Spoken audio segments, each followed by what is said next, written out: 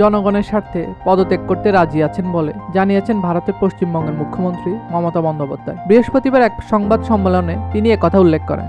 পশ্চিমবঙ্গের আর.জি.কর হাসপাতালে নারী চিকিৎসকের ধর্ষণ ও খুনের সঙ্গে জড়িত ব্যক্তিদের বিচার চান বলে জানান তিনি। ভারতের সংবাদ সংস্থা পিটিআই এর প্রতিবেদনে এসব কথা উল্লেখ করা হয়েছে।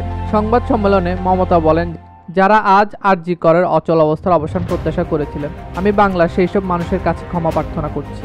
জুনিয়র চিকিৎসকরা নবান্নে পশ্চিমবঙ্গ রাজ্যের সচিবালয়ে এসেছিলেন, কিন্তু তারা বৈঠকে বসেননি। আমি তাদের কাজে ফিরে যাওয়ার জন্য অনুরোধ করছি।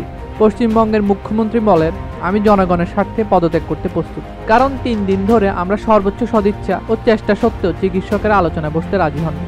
গত 9 আগস্ট কলকাতার আর.জি.কর মেডিকেল কলেজ হাসপাতালে ওই নারী চিকিৎসকের ধর্ষণের পর হত্যার ঘটনায় পশ্চিমবঙ্গ সহ সারা ভারতে বিক্ষোভ শুরু হয়। এই ঘটনার সুষ্ঠু বিচারের দাবিতে পশ্চিমবঙ্গের চিকিৎসকেরা আন্দোলন চালিয়ে যাচ্ছেন।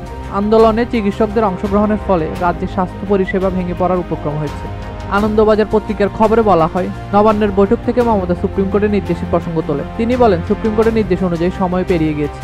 আমি যত দূর জানি সুপ্রিম কোর্ট বলেছেন রাজ্য পদক্ষেপ করলে তারা বাধা দেবেন না, কিন্তু আমি কিছু করব না। বহু মানুষ চিকিৎসা পাচ্ছেন না।